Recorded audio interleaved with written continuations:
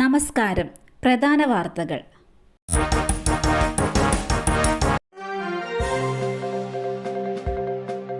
കേരള സർവകലാശാല vice chancellor വിളിച്ച special senate യോഗം ഇന്ന്. ചട്ടലംഘനം ഒഴിവാക്കാൻ കേരള സർവകലാശാല വൈസ് ചാൻസലർ വിളിച്ച സ്പെഷ്യൽ സെനറ്റ് യോഗം ഇന്ന് രാവിലെ 11-ന് സർവകലാശാല ആസ്ഥാനത്താണ് യോഗം.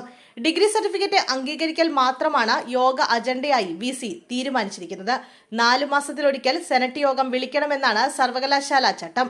ഇത് മറികടന്ന് നവംബർ 1-ന് വിളിച്ച സെനറ്റ് യോഗം ചട്ടവിരുദ്ധമാണെന്ന ആരോപണം ഉയർന്നതിന് പിന്നാലെയാണ് ഇന്ന് സ്പെഷ്യൽ സെനറ്റ് യോഗം ചേരാൻ ഡോക്ടർ മോഹൻ കുന്നുമ്മൽ തീരുമാനിച്ചത്.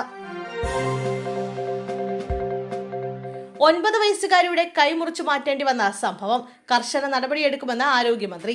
പാലക്കാട് ജില്ലാ ആശുപത്രിയിലെ ചികിത്സാ പിഴവ് കാരണം 9 വയസ്സുകാരിയുടെ വലത് കൈ മുറിച്ചു മാറ്റേണ്ടി വന്ന സംഭവത്തിൽ വീഴ്ചയുണ്ടെങ്കിൽ കർശന നടപടിയെടുക്കുമെന്ന് ആരോഗ്യമന്ത്രി വീണ ജോർജ്. സംസ്ഥാന ആരോഗ്യ ഡയറക്ടർ നേരിട്ട് പരിശോധന നടത്തി അടിയന്തര റിപ്പോർട്ട് നൽകണമെന്ന് മന്ത്രി നിർദ്ദേശം നൽകി.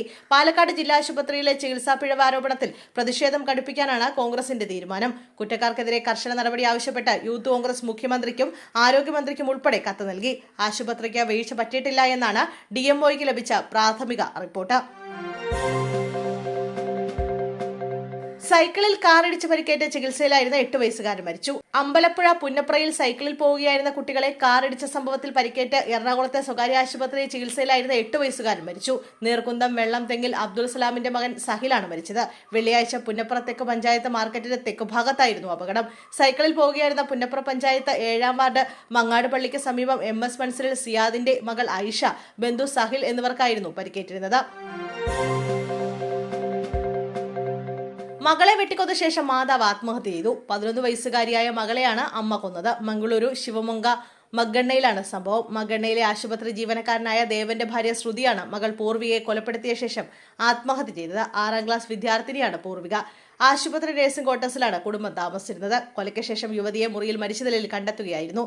രാത്രി ഷിഫ്റ്റിലായിരുന്ന ശ്രുതിയുടെ ഭർത്താവ് വീട്ടിൽ തിരിച്ചെത്തിയപ്പോഴാണ് സംഭവം പുറത്തറിഞ്ഞത്. മേയർ ആര്യ രാജേന്ദ്രൻ ബസ് തടഞ്ഞ സംഭവം.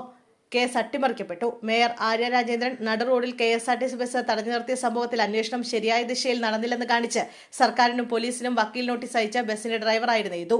ചീഫ് സെക്രട്ടറി, ആഭ്യന്തര സെക്രട്ടറി, പോലീസ് മേധാവി, കന്റോൺമെന്റ് SI എന്നിവർക്കാണ് അഭിഭാഷകൻ അശോക് P. നായർ വഴി യദു നോട്ടീസ് അയച്ചത്. രാഷ്ട്രീയ സ്വാധീനത്താൽ കേസ് അട്ടിമറിച്ചുവെന്നാണ് നോട്ടീസിൽ പറയുന്നത്.